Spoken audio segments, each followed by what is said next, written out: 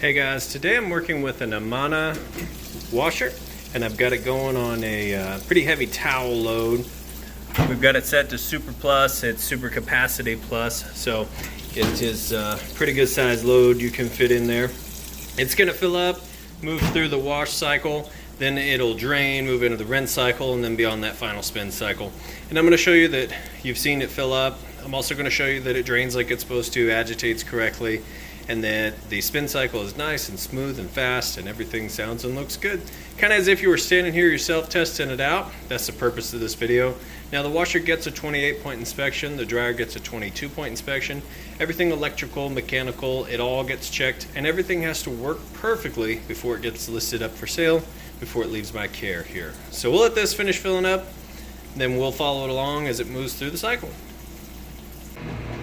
Alright guys, so we've actually already made it through the wash cycle into the rinse cycle, just filled back up, and it is rinsing those towels now. You can see complete submersion. This is how this style of washer, you get to pick how large the load. I switched it over to medium because on the rinse load, a lot of times it doesn't need quite as much water. But Super would have filled it almost all the way to the top with water, but I think that'll do the trick right there. Just for this towel load. But you can hear it agitating.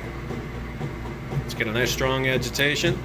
And so how this agitator works is you can spin it freely one direction and then the motor pulls it back the other direction, so you shouldn't be able to spin it back with your hand. If you could reach in here and turn this freely in both directions and this is actually broken and your clothes are not getting clean. So a little tip I like to share with people, it's important to make sure your clothes are getting clean. So now you know it agitates correctly. We'll come back for the draining and the spinning. Alright, we're moving into that high spin, final spin cycle. Here draining that water out nice and fast. I'm gonna let it finish draining, get up to full speed, and then we'll show you, we'll open the lid up. Of course you can see the lid switch engages and works, but that it's also spinning nice and fast. Alright, and we're up to full speed on that spin cycle. See, it's got nice smooth operation. Sounds great. Go ahead and open this up. See, it is spinning nice and fast. Alright, we'll let that finish up. We'll move the clothes over to the dryer, show you that the dryer works perfectly. Alright guys, now I've got that load of towels moved over and I've already pretty much dried it, but I'm going to show you real quick how this operates with a full load of clothes in it. So we've got those in there. Go ahead and just put it on auto dry, which is high heat. Then I'm going to show you that it is in fact heating like it's supposed to. First let you just get a listen to it. Here it sounds great, it's a nice smooth operation.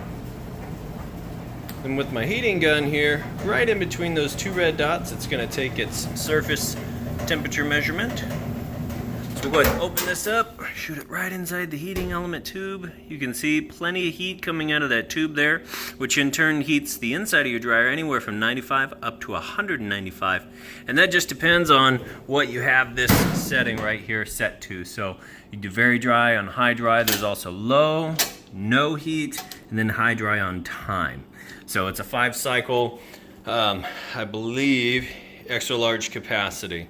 And that was a pretty decent sized load, and you can see it's still plenty of room, so you'd have plenty of room if you wanted a little bit bigger load. Otherwise, I'm going to go ahead and get these listed up, guys. If you have any questions, feel free to reach out. I do appreciate you taking the time to watch this video. Thanks, have a great day.